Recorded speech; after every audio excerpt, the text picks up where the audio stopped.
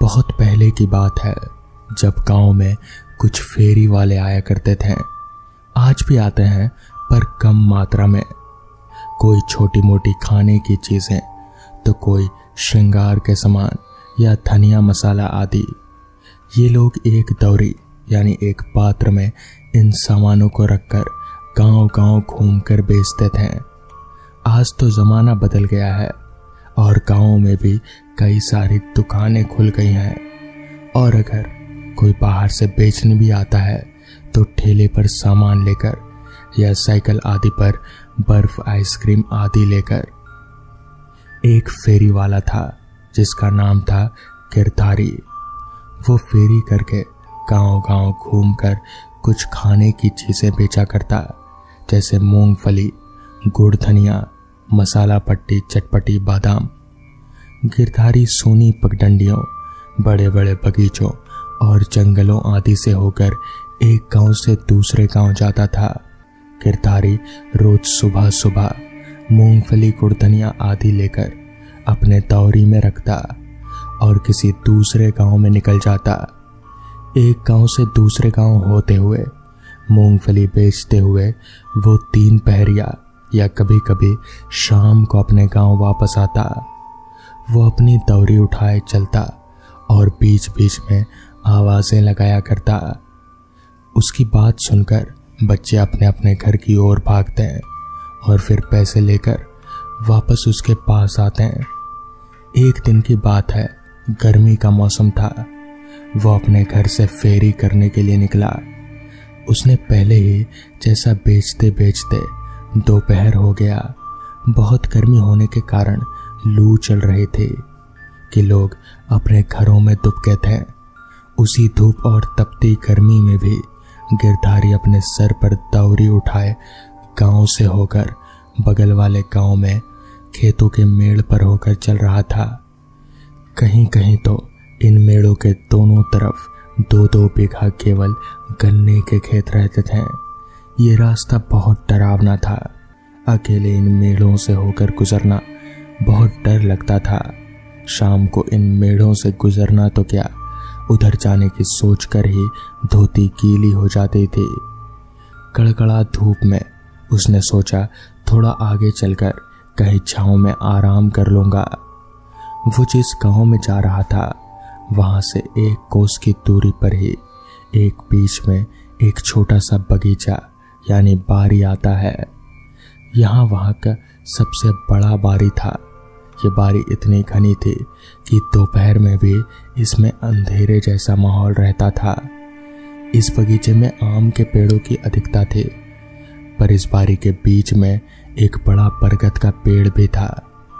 गिरधारी इस बगीचे में पहुंचकर अपनी दौरी को उतारकर एक पेड़ के नीचे रख दिया और सोचा कि यही जगह पर थोड़ा सुस्ताने के बाद आगे बढ़ूंगा। वो वहीं एक पेड़ के थोड़ा ऊपर अपने जड़ को एक तकिया बनाया और अपने गमछे को बिछाकर आराम करने लगा। वो आराम करने के लेटा और उसको पता ही नहीं चला कि कब उसकी आंख लग गई। कुछ देर बाद अचानक उसे लगा कि बगीचे में कुछ बहुत ही तेज आंधी जैसा उठ रहा है और वो डालियां आंधी के टकराने की आवाज सुनकर उठ गया। वो उठकर बैठ गया और डालियों की टकराहट वाली दिशा में देखा और वहां जो देखा वहां से थोड़ी दूरी पर 2 पेड़ की डालियां बहुत तेजी से ऊपर नीचे हो रही थी और कभी कभी इन डालियों के आपस में टकराने की बहुत डरावनी आवाजें होती थी। अगर कोई अकेला या कमजोर आदमी सुन ले तो वो शायद डर जाए, लेकिन गिरधारी को तो ये आदत थी। वो मन ही मन सोचा शायद भूत आपस में झगड़ा कर रहे हैं या कोई खेल। वो डरने वालों में से नहीं था। वो वहीं लेटे लेटे इन भूतों की लड़ाई का आनंद लेने लगा, पर उसे कोई भूत दिखाई नहीं दे रहा था। बस हवा में ही उन पेड़ों के पास बहुत ही डरावनी और तीव्र बह रही थी। गिरधारी के लिए भूतों की लड़ाई या खेल आम बात थी। उसे बराबर सुनसान रास्तों झाड़ियों, घने घने बगीचों आदि से होकर अकेले जाना पड़ता था। अगर वो डरने लगे तो उसका तो धंधा ही चौपट हो जाए। उसका पाला बहुत बार भूत प्रेत चुड़ैल आदि से पड़ चुका था, पर किसी ने भी उसका कुछ नहीं बिगाड़ा था। वो अपने आप को बहुत बहादुर समझता था और इन भूत प्रेतों को आम इंसान से ज्यादा कोई तवज्जो नहीं देता था। गिरधारी ने लेटे लेटे ही अचानक देखा कि एक बड़ा ही भयंकर और विशाल काय प्रेत इस पेड़ से उस पेड़ पर क्रोधित होकर कूद रहा है, और इसी कारण से उन दिनों पेड़ की डालियां बहुत ही तेजी से चरमर की आवाज करते हुए ऊपर नीचे हो रही हैं। गिरधारी को और कौतूहल हुआ और अब वो और सतर्क होकर उस भूत को देखने लगा। गिरधारी को लगा अभी तो ये प्रेत अकेले था, अब ये यहाँ दूसरा कहाँ से आ गया। अब गिरधारी को समझ आ गया, दरअसल बात यह थी कि यहाँ भूतों का खेल नहीं, भयंकर झगड़ा चल रहा था। वो बड़ा भूत दूसरे भूत को पकड़ने की कोशिश कर रहा था, पर कामयाब नहीं हो रहा था, और इसी गुस्से में डालियों को भी तोड़ मरोड़ रहा था। अब तो गिरधारी को और मजा आने लगा, क्योंकि भूतों की संख्या बढ़ती जा रही थी। अभी तक जो ये भूत अदृश्य थे, अब एक एक करके दृश्य होते जा रहे थे। और गिरधारी के लिए सबसे बड़ी बात यह थी कि आज तक उसने जितने भूत प्रेत चुड़ैल आदि को देखा था, उनमें काफी समानता थी, पर आज जो भूत प्रेत एक एक करके प्रकट हो रहे थे, उनमें काफी असमानता थी। वो एक से बढ़कर एक विकराल थे। किसी किसी की सूरत तो बहुत ही ज्यादा डरावनी थी। गिरधारी को एक ऐसी भूतनी भी दिखी जिसके 2 सर और 3 पैर थे। उसके नाक नहीं थे और उसकी आंख भी एक ही थी, और वो भी उसके मुंह के नीचे। गिरधारी अब उठकर बैठ चुका था और अब भूतों की लड़ने की प्रक्रिया बहुत तेज हो चुकी थी।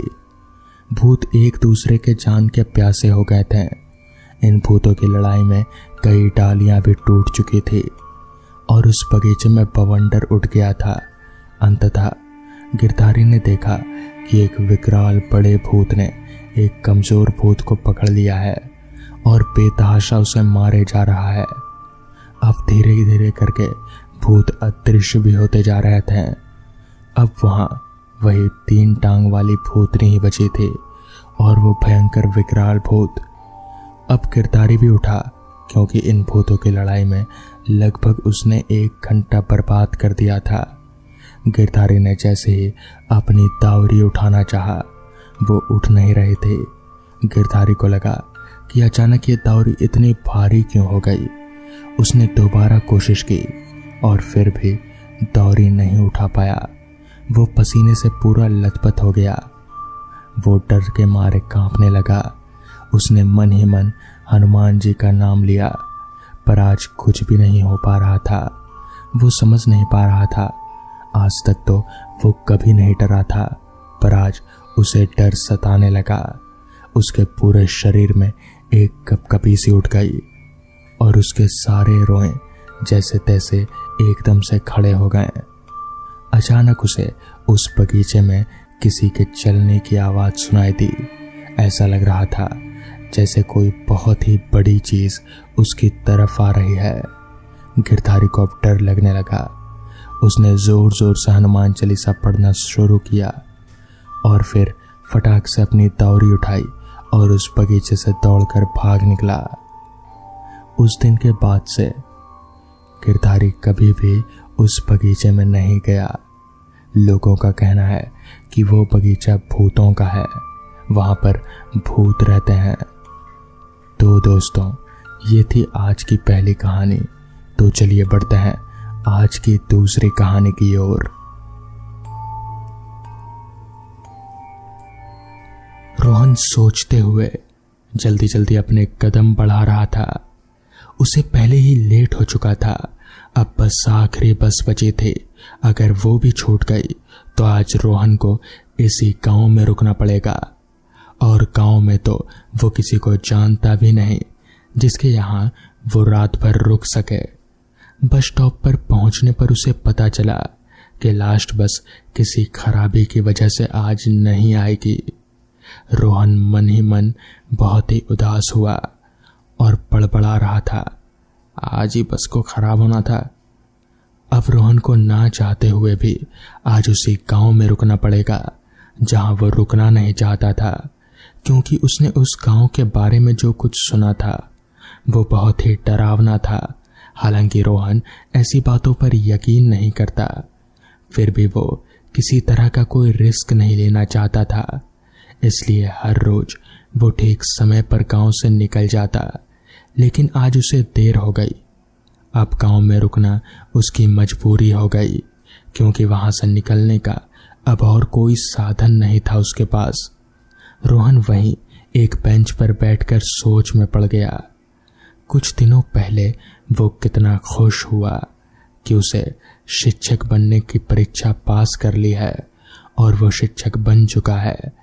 घर में कितनी खुशी का माहौल बन गया, सब उसे बधाइयां दे रहे थे। लेकिन कुछ दिनों बाद जब उसे पता चला कि उसकी पोस्टिंग एक ऐसे गांव में हुई है जहां कोई नहीं जाना चाहता, क्योंकि वो भूतिया गांव था। शाम 6 बजे के बाद कोई आदमी वहां दिखाई नहीं देता और सभी वहां घरों में कैद हो जाते थे। कितनी ही बड़ी जरूरत क्यों ना हो जाए, वो कभी बाहर नहीं आते हैं, और जो लोग कभी किसी कारण से बाहर आए वो कभी अपने घर नहीं जा सके। रोहन एक मिडिल क्लास फैमिली से था, तो पैसों की भी जरूरत थी। फिर भी उसके परिवार में सबने मना किया। दूसरी जगह पोस्टिंग करने की भी बहुत कोशिश की, पर कुछ नहीं हो सका। आखिरकार रोहन ने उसी गांव में ज्वाइन करने का फैसला कर लिया।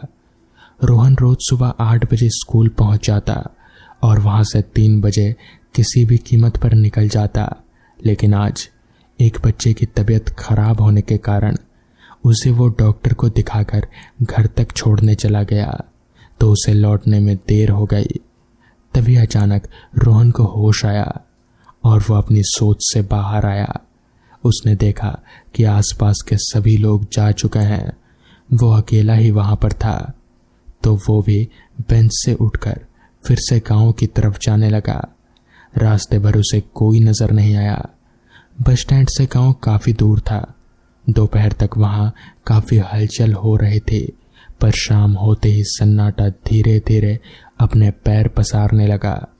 रोहन जल्दी जल्दी कदम बढ़ाकर जल्द से जल्द गांव पहुंचकर किसी से मदद मांगने वाला था। उसे उम्मीद थी कि उसके स्कूल के बच्चों के परिवार में से शायद कुछ मदद मिल जाए, लेकिन उसे गांव पहुंचने में लगभग 6 बज चुके थे। उसने देखा कि गांव में चारों तरफ सन्नाटा है। उसे किसी परिंदे तक की भी आवाज नहीं आ रही थी। चारों तरफ अंधेरा, कहीं भी थोड़ी सी भी रोशनी नहीं दिखाई दे रही थी। लोगों ने भी अपने घर के साथ दरवाजे और बिजली दोनों बंद कर दी थी। सब तरफ ऐसा सन्नाटा था कि छोटे छोटे झींगुरों की आवाज भी उसे साफ सुनाई दे रही थी। अब तो रोहन को भी थोड़ी घबराहट हो रही थी, लेकिन उसने फिर भी एक घर का दरवाजा खटखटाया, लेकिन किसी ने भी नहीं खोला। उसने आवाज भी लगाई, लेकिन अंदर से भी कोई जवाब नहीं दिया। उसने कई घरों के दरवाजे खटखटाए, पर उसे किसी भी तरह की कोई मदद नहीं मिली। रोहन निराश हो गया। अब उसे कोई भी रास्ता नहीं सूझ रहा था। उसे अब जोरों की भूख लग रही थी। वो आगे की तरफ बढ़ रहा था। अंधेरा और बढ़ता जा रहा था और उसे कोई रास्ता नजर नहीं आ रहा था कि वो क्या करे, कहाँ जाए। वो बिना रुके चलता जा रहा था। तभी उसे कहीं हल्की सी रोशनी दिखाई दी। रोहन ने उसी ओर जाने का फैसला किया। धीरे धीरे वो इस रोशनी के करीब पहुंचा तो उसने देखा कि वो एक मंदिर है और वो रोशनी मंदिर में चल रहे एक दिए की थी, जो शायद पुजारी जाते समय जला कर गया था। रोहन को भी उस दिए की रोशनी में उम्मीद की किरण नजर आई। हर दरवाजा बंद हो जाता है, लेकिन भगवान के द्वार कभी बंद नहीं होते। रोहन ने भी रात मंदिर में बिताने की सोचकर वो मंदिर का दरवाजा खोलकर अंदर चला गया। मंदिर के अंदर 2-4 दिए और जल रहे थे तो वहां रोशनी थोड़ी ज्यादा थी। आगे बढ़ने पर उसे मूर्ति के सामने कुछ फल रखे दिखाई दिए। रोहन का भूख के मारे हाल बेहाल था तो उसने वो फल उठाकर खा लिए और पानी भी उसे मंदिर में ही मिल गया। अब रोहन एक जगह पर बैठ गया और उसकी थकान के कारण आंख लग गई। रात करीबन 12 बजे अचानक जोर की किसी चीख की गिरने की आवाज सुनकर रोहन की नींद टूट गई। अचानक आई इस आवाज से रोहन घबरा गया और इधर उधर देखने लगा, लेकिन उसे वहां कोई भी नजर नहीं आया और ना ही कोई चीज जिसके गिरने की आवाज उसने सुनी थी। रोहन को प्यास लगी तो वो उठकर पानी पीने गया। उसने जैसे ही नल खोला तो नल में पानी नहीं आया, लेकिन नल के अंदर से अजीब तरह की आवाज आ रही थी। रोहन डर गया और डर के कारण उसका गला सूख रहा था और उसकी धड़कनें तेज हो रही थी। वो मंदिर में इधर उधर पानी देखने लगा पर उसे पानी कहीं भी नहीं मिल रहा था। रोहन तेज धड़कनों और डर के साथ पूरे मंदिर में घूमकर पानी की तलाश कर रहा था। तभी उसे एक जगह पर एक मटका रखा हुआ दिखाई दिया। रोहन ने मटके में से पानी पी लिया। अब उसे थोड़ी राहत मिली, लेकिन डर तो उसे लग ही रहा था। फिर से वो आकर उसी जगह पर सोने की कोशिश कर रहा था। नींद तो उसकी आंखों से कोसों दूर थी, तो वो अपने घर वालों के बारे में सोचने लगा, क्योंकि वो अपना ध्यान कहीं और लगाना चाह रहा था। सोचते सोचते फिर एक बार उसकी आंख लग गई। थोड़ी देर बाद रोहन को अपने कानों के पास से एक आवाज सुनाई दी। वो हड़बड़ाकर उठ गया। उसने उठकर इधर उधर देखा पर उसे कोई दिखाई नहीं दिया। उसका बदन पसीने में पूरा भीग चुका था। अब उसे बहुत डर लगने लगा था। वो हिम्मत करके उठने की कोशिश करने लगा, लेकिन वो उठ नहीं पा रहा था, मानो डर के मारे जैसे उसके पैर भारी हो गए थे। बड़ी मुश्किल से वो खड़ा हुआ और धीरे धीरे आसपास देखने लगा। अचानक उसे एहसास हुआ कि उसके पीछे की तरफ कोई दरवाजा खटखटा रहा है। उसका दिल जोरों से धड़कने की तरह धड़क रहा था। उसने जैसे ही पीछे मुड़कर देखा तो आवाज आना बंद हो गई। फिर भी रोहन धीरे धीरे उस आवाज तक पहुंचा और उसे खोलने की कोशिश करने लगा, लेकिन वो दरवाजा खुल ही नहीं रहा था। दरवाजे को देखकर ऐसा लग रहा था जैसे कि उसे कई सालों से नहीं खोला गया हो। रोहन सोचने लगा कि अगर दरवाजा सालों से नहीं खुला तो अभी इसके अंदर से कौन खटखटा रहा है। उसने कांपती हुई आवाज में बोला, अंदर कौन है? लेकिन अंदर से कोई भी आवाज नहीं आई। उसने 2-3 बार फिर पूछा, लेकिन कोई भी जवाब नहीं आया। तभी उसकी नजर दरवाजे में हो रहे एक छेद पर पड़ी। वो धीरे धीरे दरवाजे की ओर बढ़ा और उस छेद से अंदर की देखने की कोशिश करने लगा, लेकिन जैसे ही उसने छेद के अंदर की तरफ देखा तो उसकी दूसरी तरफ के छेद में उसकी तरफ कोई झांकता एक बेहद डरावना चेहरा दिखाई दिया। रोहन झटके से दरवाजे से दूर हो गया। वो पूरी तरह से कांप रहा था। अब तो एक कदम बढ़ाने की उसकी हिम्मत नहीं हो रही थी। वो जैसे वहीं जम गया हो। थोड़ी देर बाद वो आवाज फिर से आने लगी, लेकिन रोहन अब वहां नहीं जाना चाहता था। तभी उसके कंधे पर पीछे से किसी ने हाथ रखा। उसने पीछे पलटकर देखा तो पंडित जी थे। पंडित जी ने उससे पूछा, यहाँ क्या कर रहे हो तुम? चलो निकलो यहाँ से। जिसके बाद पंडित जी उसे अपने साथ अपने घर ले गए।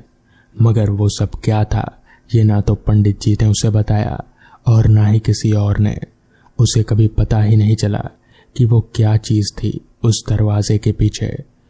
तो दोस्तों, ये थी आज की पहली कहानी। तो चलिए बढ़ते हैं आज की दूसरी कहानी की ओर।